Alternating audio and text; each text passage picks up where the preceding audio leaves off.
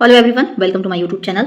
तो आज हम बिहार दरोगा के मोस्ट एक्सपेक्टेड क्वेश्चन के साथ हैं और ये सभी क्वेश्चन पब्लिश किया गया है केजीएस एकेडमी यानी कि खान ग्लोबल स्टडीज़ के द्वारा, जिसमें बिहार दरोगा 2026 को टारगेट में लेते हुए 744 प्रश्न, लगभग 700 प्रश्न खान सर के द्वारा इसमें लिए गए हैं। ठीक है, और उसको आज मैं डिस्कशन करवाऊंगी और पर डे में 100 क्वेश्चन डेली में करवाती हूँ। और आज का क्लास नंबर हमारा 7वां होने जा रहा है, जिसमें आज हम 7वें क्लास में 600 से लेकर के पूरे 744 तक के प्रश्न को मैं यहाँ पे करवाने वाली हूँ। ओके, और आज का क्लास नंबर 7वां है। इससे पहले अगर आपको क्लास देखना है तो आप हमारे प्लेलिस्ट में जाके देख सकते हैं, जिसमें 100 से लेकर के मैं 600 तक के क्वेश्चन को करवा चुकी हूँ। ओके, 1 से लेकर के 600 तक मैं प्रश्न को वहाँ पे करवा चुकी हूँ। तो चलिए आइए देर नहीं करते हैं, क्वेश्चन की तरफ अब हम आगे बढ़ते हैं। तो चलिए, हमारा क्वेश्चन यहाँ पे सुमेलित करने के लिए बोल रहा दिया है कि पोर्टल एवं डिजिटलीकरण पहल से संबंधित है। ध्यान रखिएगा, सहारा रिफंड पोर्टल। तो ध्यान रखिएगा, सहारा निवेशकों का पैसा वापस करने के लिए सहारा रिफंड पोर्टल लॉन्च किया गया था। और बात करें किसके द्वारा, तो अमित शाह के द्वारा। अगला है ई संजीवनी। तो ध्यान रखिएगा, टेली मेडिसिन के लिए था। और डिजी यात्रा की बात करें तो हवाई अड्डे पर चेहरा पहचान के लिए था। प्रवाह पोर्टल की बात करें तो आरबीआई द्वारा इस पोर्टल को लॉन्च किया गया था और नियामकीय मंजूरी के लिए। नेक्स्ट है ई श्रम पोर्टल। तो ध्यान रखिए, ई श्रम पोर्टल असंगठित क्षेत्रों के श्रमिकों का डेटाबेस इसमें था। ओके, निदान पोर्टल की बात करें तो इसकी शुरुआत मादक पदार्थों के अपराधी के लिए किया गया था। मेरी सड़क की बात करें तो सड़क सुरक्षा एवं गड्ढा रिपोर्ट के लिए। परीक्षा पे चर्चा। तो ध्यान रखिएगा, छात्रों के तनाव प्रबंधन के लिए इस पोर्टल को लॉन्च किया गया था। अगला क्वेश्चन देखिए, अगला भी सुमेलित करने के लिए बोल रहा है कि राज्य स्तरीय एवं विशेष ऐप के द्वारा में कि किस राज्य में कौन से विशेष ऐप लॉन्च किए गए। पहले बात कर लेते हैं इंद्रव्रज की। तो ध्यान रखिएगा, ये ब्रज पात यानी कि लाइटनिंग की चेतावनी से संबंधित है और ये बिहार में इसकी लॉन्चिंग की गई थी। नेक्स्ट है बिहार करियर पोर्टल। तो ये छात्रों को करियर मार्गदर्शन के लिए और बिहार सरकार के द्वारा इस पोर्टल को लॉन्च किया गया था। अगला है लखपति दीदी है। तो ध्यान रखिएगा, स्वयं सहायता समूह के लिए निगरानी के लिए इस ऐप का लॉन्चिंग किया गया था। नेक्स्ट है ई गोपाल। ध्यान रखिएगा, ई गोपाल दुग्ध उत्पादन के लिए इसे लॉन्च किया गया था और ये डेयरी किसानों के लिए था। अगला है आप प्रहरी। तो इसका प्रयोग शहरी क्षेत्र में जल जमाव के लिए किया गया था, इस पोर्टल को लॉन्च। नेक्स्ट है जलदूत। तो कुएं एवं जलस्तर मापने के लिए किया गया था। अगला है प्रहरी। ध्यान रखिएगा, प्रहरी ऐप बीएसएफ जवानों के लिए किया गया था। ओके, आइए अब यहां से हमारा प्रश्न शुरू हो रहा है। तो देखिए, पहला हमारा इसमें प्रश्न 602 नंबर दिया है कि भारतीय रिजर्व बैंक ने लावारिस जमा का पता लगाने के लिए कौन सा पोर्टल लॉन्च किया था। ध्यान रखिएगा, उद्यम का। ओके, नेक्स्ट क्वेश्चन है कि चुनाव आयोग ने चुनाव आचार संहिता के उल्लंघन की शिकायत के लिए कौन सा ऐप जारी किया था। तो ध्यान रखिएगा, सी विजन जारी किया गया था। नेक्स्ट है कि संचार साथी पोर्टल किस मंत्रालय की पहल है। तो ध्यान रखिएगा, ये दूर विभाग की मंत्रालय की ये पहल है। अगला क्वेश्चन है कि बिहार सरकार ने वज्रपात आकाशीय बिजली से सुरक्षा के लिए कौन सा ऐप लॉन्च किया था। तो ध्यान रखिएगा, इंद्रव्रज का। ओके, और ये 40 मिनट पहले चेतावनी जाती थी, यानी कि बिजली चमकने के पहले। नेक्स्ट है कि मेरा युवा भारत प्लेटफॉर्म को प्रधानमंत्री ने कब लॉन्च किया। तो ध्यान रखिएगा, 31 अक्टूबर को। नेक्स्ट क्वेश्चन है कि नमस्ते योजना और पोर्टल का संबंध किससे है। तो ध्यान रखिएगा, इसका संबंध सीवर और सेप्टिक टैंक की मशीनकृत सफाई से है। नेक्स्ट है कि उल्लास ऐप का पूरे नाम क्या है। तो ध्यान रखिएगा, understanding life long learning for all in society है। ओके, नेक्स्ट है नाटो का 32वां सदस्य देश हाल ही में कौन बना है। ध्यान रखिएगा, स्वीडन देश बना है। और ये ध्यान रखिएगा, 31वां कौन सा था, तो फिनलैंड था नाटो में शामिल होने वाला, और 32वां स्वीडन बन गया है। नेक्स्ट क्वेश्चन आगे है कि ई साक्षी मोबाइल ऐप किस योजना के। तो चलिए अब हम नेक्स्ट क्वेश्चन देखते हैं। अगला क्वेश्चन है कि भारत मंडपम नई दिल्ली में नटराज की मूर्ति किस धातु से बनी है। तो ध्यान दीजिएगा, ये अष्ट धातु से बनी है। ओके, और ध्यान रखिएगा, ये G20 के दौरान चर्चा में भी रही है। नेक्स्ट है परख, जो खबरों में था ये क्या है। तो ध्यान रखिएगा, ये छात्रों के मूल्यांकन के लिए नियामक है। नेक्स्ट क्वेश्चन है कि सरपंच संवाद में ऐप किस राज्य के राज्यपाल ने लॉन्च किया। तो ध्यान रखिएगा, ये असम राज्य के राज्यपाल के द्वारा लॉन्च किया गया है। अगला है कि सुस्वागतम पोर्टल का उपयोग किसके लिए किया जाता है। तो ध्यान रखिएगा, इस पोर्टल का उपयोग सुप्रीम कोर्ट में अंगातुकों के लिए ई पास के लिए किया जाता है। ओके, आइए अगला क्वेश्चन देखिए, हमारा दिया है कि इसमें सुमेलित करना है संगठन एवं प्रमुख जल संधियां कि कौन सी जल संधियां किस संगठन से संबंधित है। सबसे पहले बात कर लेते हैं संयुक्त राष्ट्र संघ की। तो ये न्यूयॉर्क की है। विश्व बैंक। तो ध्यान रखिएगा, इसका मुख्यालय कहाँ पर है, तो वाशिंगटन डीसी में है। नेक्स्ट है अंतर्राष्ट्रीय मुद्रा कोष। तो इसका मुख्यालय वाशिंगटन डीसी में है। यूनेस्को का मुख्यालय कहाँ पर है। तो ध्यान रखिएगा, फ्रांस के पेरिस में। विश्व स्वास्थ्य संगठन WHO का मुख्यालय कहाँ है, जिनेवा है, जो कि स्विट्जरलैंड में पड़ता है। नेक्स्ट है WTO यानी कि विश्व व्यापार संगठन का मुख्यालय कहाँ है, तो जिनेवा में है। नाटो की बात करें तो ब्रुसेल्स यानी कि बेल्जियम में है। ओपेक की बात कर ले तो ऑस्ट्रेलिया के वियना में है। अंतर्राष्ट्रीय न्यायालय की बात करें तो नीदरलैंड के हेग में है। नेक्स्ट है खाद्य एवं कृषि संगठन का मुख्यालय कहाँ पर है, तो ये ध्यान रखिएगा, इटली के रोम में है। ओके, तो चलिए नेक्स्ट क्वेश्चन देखते हैं। अगला हमारा क्वेश्चन है सुमेलित करना संगठन एवं उनके वर्तमान प्रमुख, यानी कि किस संगठन के कौन से प्रमुख अध्यक्ष या फिर प्रमुख कह सकते हैं कौन है। ध्यान रखिएगा, यूएन के महासचिव के प्रमुख कौन है, तो एंटोनियो गुटेरेस हैं और ये पुर्तगाल के हैं। नेक्स्ट है विश्व बैंक के प्रमुख कौन है, तो अजय बंगा है। डब्ल्यूएचओ के कौन प्रमुख है, तो टेड्रोस अधनोम है। आईएमएफ की बात करें तो क्रिस्टियाना जार्जिवा है। डब्ल्यूटीओ की बात करें तो नगोजी अकुंजो इवेला है। ओके, नेक्स्ट है नाटो, तो नाटो की ध्यान रखिएगा मार्क रटे हैं। और यूनेस्को की बात करें तो आड्रे अजोले हैं प्रमुख। ओके, यूनिसेफ की बात कर लेते हैं तो कैथरीन रसेल इसके प्रमुख हैं। यूएनडीबी की बात कर लें, यानी कि यूडीबी की बात कर लें ब्रिक्स बैंक की, तो डिल्मा रूसेफ इनके प्रमुख हैं। नेक्स्ट है एससीओ की बात करें तो नूरलान येरमेक बायेव है सचिव इसके। ठीक है, नेक्स्ट देखिए अगला हमारा क्वेश्चन है कि क्षेत्रीय संगठन एवं वितरण मुख्यालय, यानी कि जो भी हमारे क्षेत्रीय संगठन है उसके मुख्यालय कहाँ है। आसियान की बात करें तो आसियान का मुख्यालय इंडोनेशिया के जकार्ता में है। सार्क की बात करें तो नेपाल के काठमांडू में है। यूरोपीय संघ की बात करें तो बेल्जियम के ब्रुसेल्स में इसका मुख्यालय है। बिस्मटेक की बात करें तो बांग्लादेश के ढाका में इसका मुख्यालय है। अफ्रीकी संघ की बात करें तो अदिस अबाबा में है। अंतर्राष्ट्रीय सौर गठबंधन की बात करें तो भारत के गुरुग्राम में है। एशियाई विकास बैंक की बात करें तो फिलीपींस के मनीला में इसका मुख्यालय है। इंटरपोल की बात करें तो फ्रांस के लियोन में इसका मुख्यालय है। नेक्स्ट देखिए यहाँ से हमारा क्वेश्चन शुरू हो रहा है, सुमेलित करना है जल संधियां एवं जुड़ने वाला सागर, यानी कि किस जल संधि को कौन सा सागर जोड़ता है।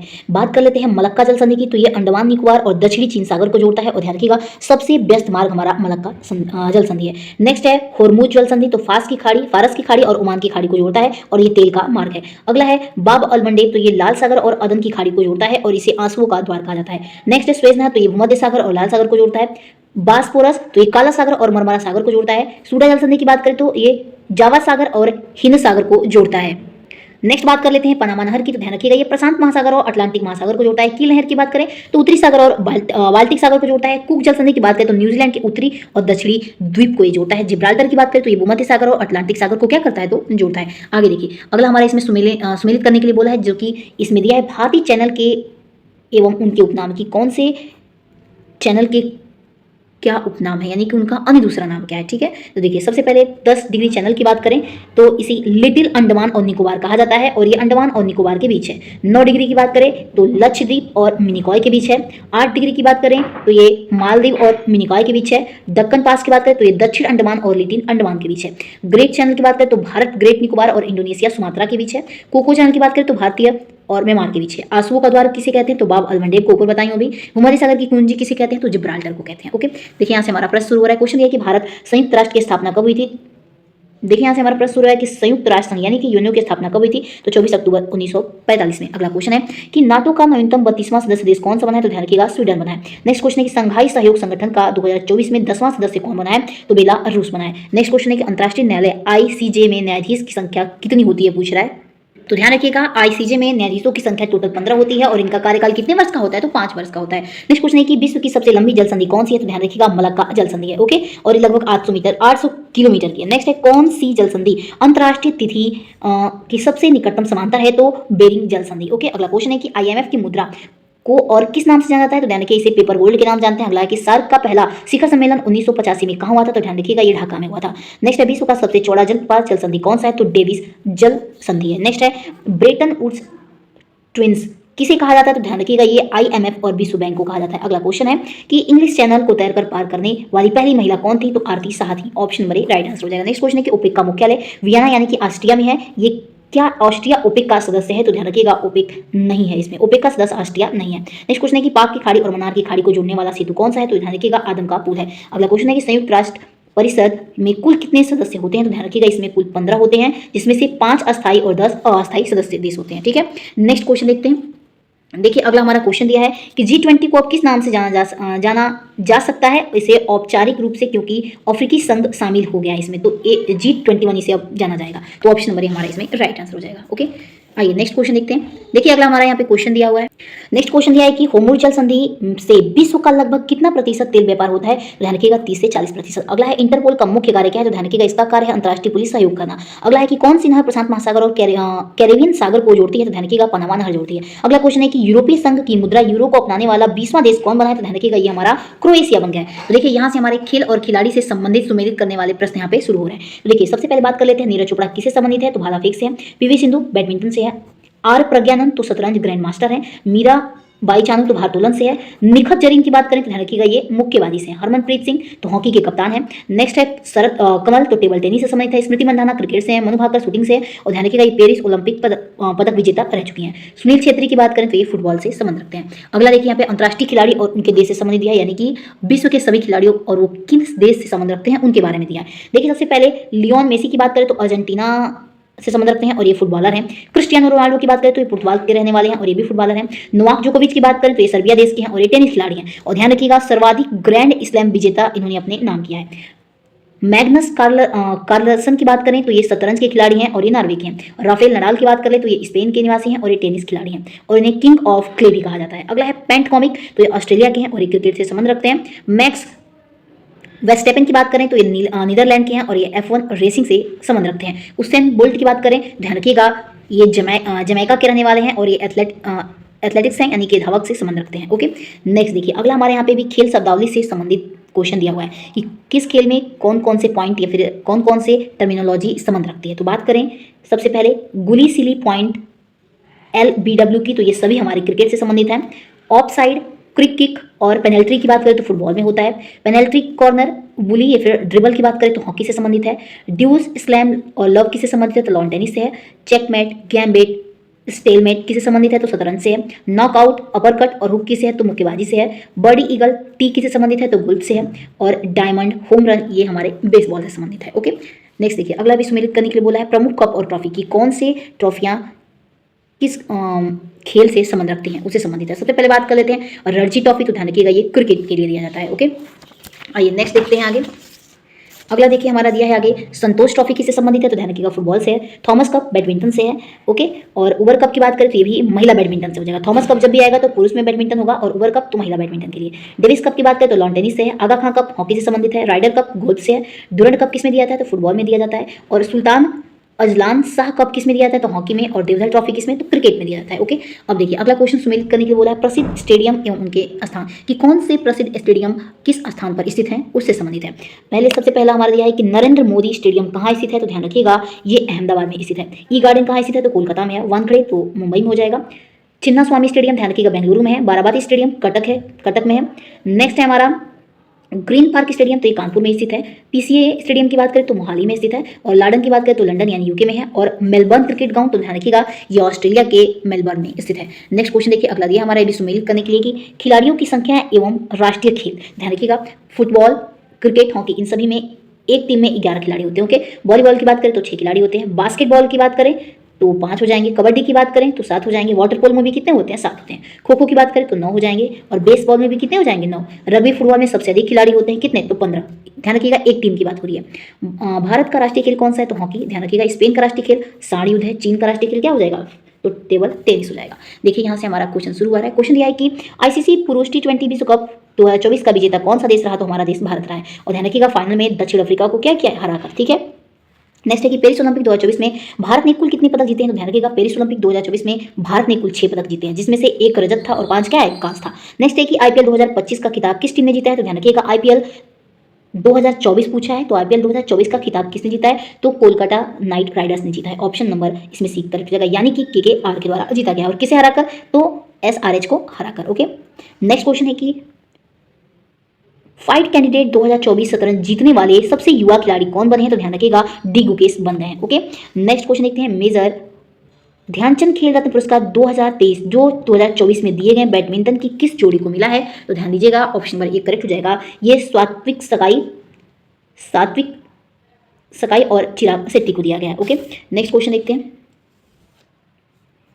अगला हमारा क्वेश्चन यहाँ पे दिया हुआ है। देखिए क्वेश्चन है कि फ्लाइंग सिख के नाम से किसे जाना जाता है तो ध्यान रखिएगा मिल्खा सिंह को। अगला क्वेश्चन है कि 2024 में ओपन पुरुष एकल का खिताब किसने जीता तो ध्यान रखिएगा यानिक सिनर ने। जब 2024 ओपन पूछेगा तो यानिक सिनर बताएंगे। ओके, सी करेक्ट हो जाएगा। नेक्स्ट क्वेश्चन है कि विंबलडन 2024 पुरुष एकल विजेता कौन बने हैं तो कार्लोस अल्कराज बने हैं। ऑप्शन बी करेक्ट हो जाएगा। नेक्स्ट क्वेश्चन है भारत की उड़न परी किसे कहा जाता है तो पीटी उषा को कहते हैं और वर्तमान में ये IOA की क्या है अध्यक्ष है। नेक्स्ट है किस क्रिकेट स्टेडियम का नाम बदलकर अरुण जेटली स्टेडियम रखा गया तो ध्यान रखिएगा ये फिरोज शाह कोटला का नाम बदल करके अरुण जेटली स्टेडियम रख दिया गया और ये दिल्ली में स्थित है। अगला क्वेश्चन है कि 2023 क्रिकेट विश्व कप ODI में प्लेयर ऑफ द टूर्नामेंट किसे चुना गया तो विराट कोहली को चुना गया है। नेक्स्ट क्वेश्चन है कि बटरफ्लाई स्ट्रोक शब्द किस खेल से संबंधित है? ध्यान रखिएगा तैराकी से। अगला क्वेश्चन है कि पेरिस ओलंपिक 2024 में निशानेबाजी में 2 पदक जीतने वाली भारत की पहली महिला कौन बनी है? तो मनु भाकर बन गई है। अगला क्वेश्चन है कि फीफा विश्व कप 2024 किस देश ने जीता था? तो ध्यान रखिएगा ये अर्जेंटीना ने जीता है। नेक्स्ट क्वेश्चन है कि दिग्गज के नाम से कौन प्रसिद्ध है? तो ध्यान रखिएगा दिग्गज के नाम से हिमा दास प्रसिद्ध है। Option number C right answer हो जाएगा। और ध्यान रखिएगा ये असम की क्या है? धावक है, एथलेटिक है।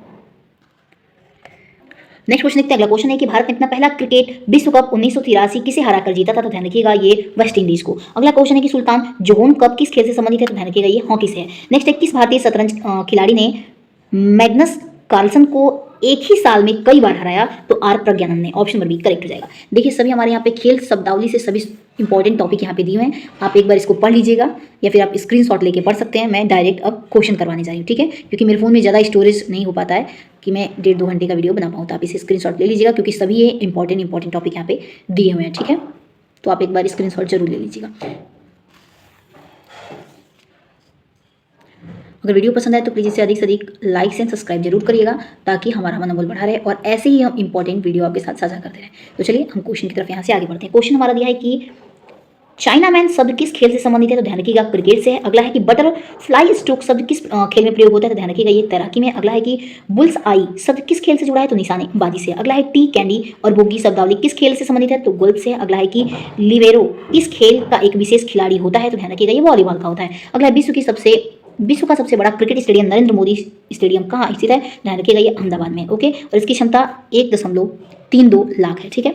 नेक्स्ट क्वेश्चन है कि सुल्तान अजलान शाह कप किस खेल से संबंधित है? तो ध्यान रखिएगा सुल्तान अजलान शाह कप ये हॉकी से संबंधित है, ओके। नेक्स्ट क्वेश्चन है कि चेकमेट और गैम्बिट शब्द किस खेल में प्रयोग होता है? ध्यान दीजिएगा ऑप्शन नंबर बी करेक्ट हो जाएगा, यानी कि ये शतरंज में प्रयोग होता है। देखिए यहाँ पे भी हमारे कुछ खेल से संबंधित दिए गए हैं, यानी कि कौन से कप किस खेल से संबंधित हैं। इसमें देखिए क्या पूछ रहा है कि सूची पहला सूची दूसरे में के साथ क्या करना है, इसमें सुमेलित करना है। तो आप इसे एक बार देख लीजिएगा, ओके। क्योंकि अगर ज़्यादा मिनट का अगर वीडियो बन जाता है मेरे फोन में तो इतना स्टोरेज नहीं हो पाता। एक बार आप स्क्रीनशॉट लेके सभी इंपॉर्टेंट टॉपिक यहाँ पे दे रखे हैं, आप एक बार जरूर इसको देख लीजिएगा। चलिए 683 समय यहाँ से स्टार्ट कर देते हैं क्योंकि बहुत इंपॉर्टेंट है। बात कर लेते हैं पेरिस ओलंपिक 2024 की और इसमें भारत का प्रदर्शन कैसा रहा पेरिस ओलंपिक 2024 में। ध्यान रखिएगा नीरज चोपड़ा ने रजत पदक जीता है भाला फेंक में, और कितने? तो 89.45 मीटर तक, ठीक है। मनु भाकर की बात करें तो इन्होंने 2 कांस्य पदक जीता है, एक 10 मीटर एयर पिस्टल में और एक मिक्स में, ठीक है। सरबजोत सिंह और मनु भाकर की बात करें तो कांस्य पदक में शूटिंग में इन्होंने मिक्स टीम में एक साथ थे। स्वप्निल कुसाले की बात करें तो कांस्य पदक इन्होंने जीता है और शूटिंग में 50 मीटर राइफल में 3 पोजीशन में, ठीक है। भारतीय पुरुष हॉकी टीम की बात करें तो कांस्य पदक जीता है इसमें इनको हराकर। अमन सहवाग की बात करें तो ये भी कांस्य पदक जीते हैं कुश्ती में और भारत के सबसे युवा पदक विजेता भी हैं, ध्यान रखिएगा। विनेश फोगाट की बात करें तो ये फाइनल में अयोग्य घोषित कर दी गई और 100 ग्राम वजन ज्यादा होने के कारण। अगला है अंकिता भक्त और धीरज की बात करें तो इन लोगों का चौथा स्थान था और ये भी तीरंदाजी में मिक्स में, ओके। नेक्स्ट है आप देखिए उद्घाटन ध्वजवाहक कौन थे और समापन ध्वजवाहक की बात कर लें तो देखिए पेरिस ओलंपिक 2024 में उद्घाटन ध्वजवाहक में शरद कमल और पीवी सिंधु एक साथ थे। और वही बात कर लेते हैं कि जब समापन हुआ तो उसमें ध्वजवाहक पिया श्रीजेश और मनु भाकर थे, ओके। जो भी इंपॉर्टेंट टॉपिक इसमें ये दिए गए हैं बहुत इंपॉर्टेंट है, एक बार आप स्क्रीनशॉट ले लीजिएगा और एक बार इसको आप देख लीजिएगा, ओके। चलिए हम डायरेक्ट क्वेश्चन की तरफ चलते हैं। क्वेश्चन है कि पेरिस ओलंपिक 2024 का आधिकारिक शुभंकर यानी कि मैस्कोट क्या था? तो ध्यान रखिएगा ओलंपिक फ्रीजेस था, ओके। और ध्यान रखिएगा फ्रेंच क्रांति की टोपी पर ये क्या था? तो आधारित था।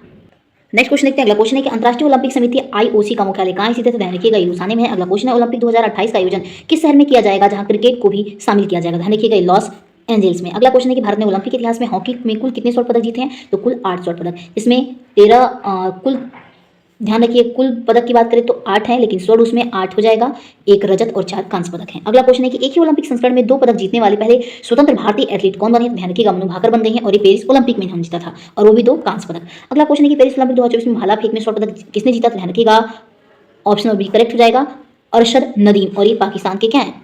खिलाड़ी हैं। अगला क्वेश्चन है कि राष्ट्रमंडल खेलों में भाग लेने वाले देश मुख्य रूप से किसके सदस्य होते हैं? तो ध्यान रखिएगा ये ब्रिटिश साम्राज्य के पूर्व उपनिवेश होते हैं। अगला क्वेश्चन है मिल्खा सिंह ने 1958 की राष्ट्रमंडल खेलों में कौन सा पदक जीतकर इतिहास रचा था? ध्यान रखिएगा इन्होंने स्वर्ण पदक जीता था, ओके। और शीतकालीन ओलंपिक 2024 का आयोजन पूछ रहा है कहाँ होगा? तो ध्यान रखिएगा 2026 में शीतकालीन ओलंपिक का आयोजन ये मिलान और कोर्टिना में होगा, यानी कि इटली में। अगला क्वेश्चन है कि पी आर श्रीजेश इन्होंने पेरिस ओलंपिक के बाद संन्यास या ये किस खेल से संबंधित है? तो ध्यान रखिएगा ये हॉकी के गोलकीपर हैं। अगला क्वेश्चन है कि पेरिस ओलंपिक 2024 में पदक तालिका में शीर्ष स्थान किस देश ने प्राप्त किया? तो ध्यान रखिएगा अमेरिका ने किया। अगला क्वेश्चन है कि भारत के किस पहलवान ने पेरिस 2024 में भारत का सबसे युवा ओलंपिक पदक विजेता बनने का गौरव हासिल किया है? तो ध्यान रखिएगा ऑप्शन नंबर इसमें सी करेक्ट हो जाएगा, अमन सहरावत ने। ओके, और ये मात्र 21 वर्ष की आयु में इन्होंने कांस्य पदक जीता है। अगला क्वेश्चन दिया है हमारा कि नॉर्मन प्रिचार्ड ने 1900 में पेरिस ओलंपिक में भारत के लिए कौन सा पदक इन्होंने जीता था? ध्यान रखिएगा 2 रजत पदक। ओके, नेक्स्ट क्वेश्चन है कि राष्ट्रमंडल खेलों में स्वर्ण पदक जीतने वाली पहली भारतीय महिला पहलवान कौन थी? ध्यान रखिएगा गीता फोगाट, और ये 2010 में दिल्ली में कॉमनवेल्थ गेम में जीता था इन्होंने। ठीक है, नेक्स्ट क्वेश्चन है कि ओलंपिक 2024 में किस नए खेल को पहली बार शामिल किया गया? तो ब्रेक डांसिंग को। ठीक है, नेक्स्ट क्वेश्चन है भारत ने किस वर्ष राष्ट्रमंडल खेलों की मेजबानी की थी? ध्यान रखिएगा ये 2010 में भारत के द्वारा राष्ट्रमंडल खेलों का आयोजन किया गया। नेक्स्ट क्वेश्चन है कि ओलंपिक के आदर्श वाक्य क्या है? ध्यान रखिएगा अभी करेक्ट हो जाएगा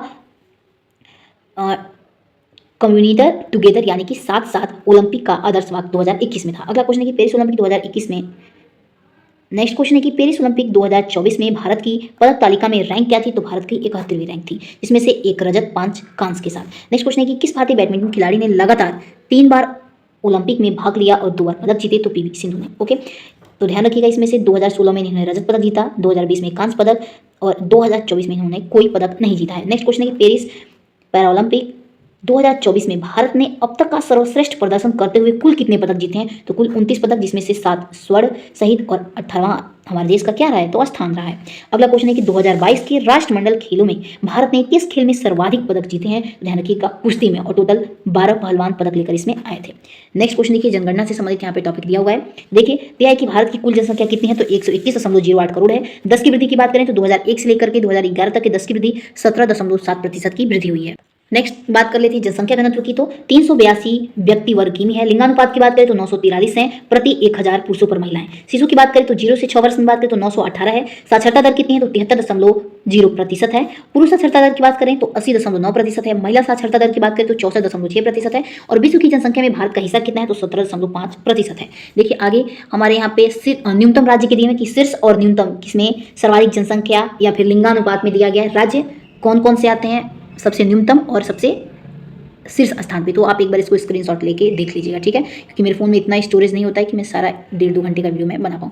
तो आप एक बार स्क्रीनशॉट ले करके देख लीजिएगा, ओके, या फिर वीडियो पॉज करके भी आप पूरा ये देख सकते हैं। ओके, तो चलिए अब हम डायरेक्ट क्वेश्चन की तरफ बढ़ेंगे। ठीक है, देखिए क्वेश्चन हमारा यहाँ से शुरू है 713। क्वेश्चन है कि 2011 की जनगणना का आदर्श वाक्य क्या था? ध्यान रखिएगा हमारी जनगणना हमारा भविष्य है, ये था। नेक्स्ट है 2011 की जनगणना के अनुसार बिहार का जनसंख्या घनत्व कितना है? ध्यान रखिएगा 1106 था। नेक्स्ट क्वेश्चन है कि किस राज्य में महिला साक्षरता दर सबसे कम है? तो बिहार में। कितना? 51.5% ही है। नेक्स्ट भारत में शिशु मृत्यु दर सबसे कम किस राज्य में है? तो ध्यान रखिएगा केरल में। अगला क्वेश्चन है कि क्षेत्रफल की दृष्टि से भारत का सबसे बड़ा राज्य कौन सा है? तो राजस्थान हो जाएगा, और गोवा सबसे छोटा हो जाएगा। अगला 2011 की जनगणना के अनुसार भारत में गाँवों की संख्या लगभग कितनी? तो भारत में कुल 6.4 लाख गाँव है। अगला क्वेश्चन है कि किस राज्य या फिर यूनियन टेरिटरीज में पुरुषों की तुलना में महिलाओं की संख्या अधिक है? तो ध्यान रखिएगा हमारा ऑप्शन नंबर सी करेक्ट हो जाएगा, ए और बी दोनों सही है, केरल और पुडुचेरी दोनों हो जाएगा। ध्यान रखिएगा ये सेक्स रेशियो इसमें अधिक बोला है, कितने? 1000 से। ठीक है, नेक्स्ट क्वेश्चन है कि जनगणना 2021 के अनुसार किस राज्य में स्लम यानी कि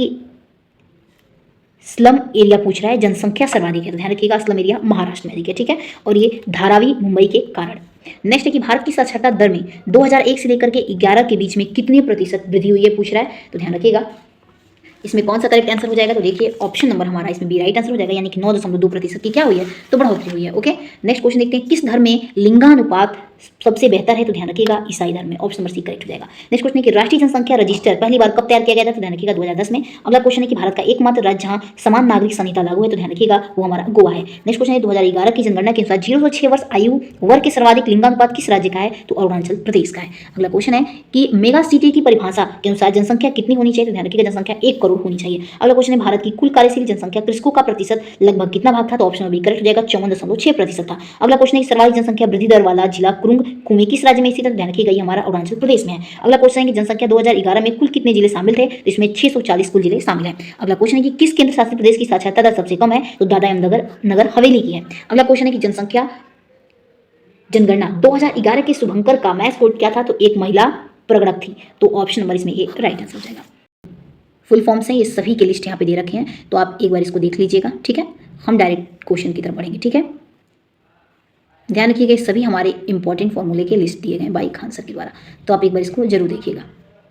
आप वीडियो पॉज करके भी सभी इंपॉर्टेंट फुल फॉर्म्स को देख सकते हैं। और देखिए यहाँ भी दिया है हमारा वायरस का फुल फॉर्म, नाबार्ड का फुल फॉर्म, जितने भी हमारे सम्मेलन हैं और जितने भी हमारे इंपॉर्टेंट सीएनजी हो गया या फिर एलपीजी हो गया, इन सभी का फुल फॉर्म्स दिया है। सीबीआई हो गया, बीसीसीआई हो गया। तो आप एक बार स्क्रीनशॉट इसका ले लीजिएगा। और ध्यान रखिए, इसमें पूछा है इस क्वेश्चन में कि निम्नलिखित में कौन सा युग्म गलत सुमेलित है। तो ध्यान रखिएगा, इसमें से कौन सा गलत सुमेलित है।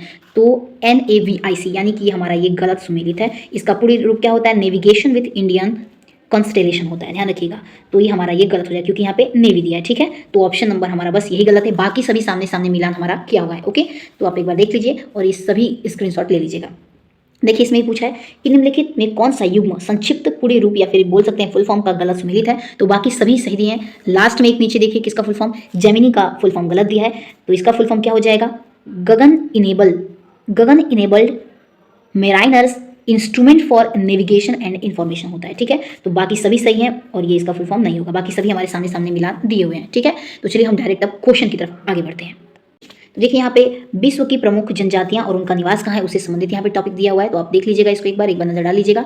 अगला देखिए इसमें दिया है सुमेलित करने के लिए बोला है कमजोर जनजाति समूह एवं राज्य के वो किस राज्य में निवास करती हैं उससे संबंधित दिया है। और आखिरी इस क्लास का आखिरी ये हमारा ये क्वेश्चन है कि जनगणना 2011 के अनुसार भारत की सबसे बड़ी जनजाति कौन सी है। तो ध्यान रखिएगा भील जनजाति है और लगभग कितनी है? तो 37.7% है और लगभग 1.7 करोड़। और ध्यान रखिएगा दूसरे स्थान पर कौन है? तो गोड़ जनजाति हो जाएगी। ठीक है, पहले नंबर पर भील है सबसे बड़ी जनजाति, दूसरे नंबर पर क्या आती है? गोड़ आती है। ठीक है, वीडियो पसंद है तो प्लीज़ से अधिक लाइक एंड सब्सक्राइब जरूर करेगा। और आज का क्लास हमारा ये 7वां था, जो कि लास्ट क्लास था। ये मोस्ट एक्सपेक्टेड क्वेश्चन था, जो कि सारा PDF मैंने डिस्कस करवा दिया। वीडियो पसंद है तो प्लीज़ से अधिक लाइक एंड सब्सक्राइब जरूर करिएगा। तब तक के लिए आप अपना ध्यान रखिएगा। जय हिंद, जय भारत।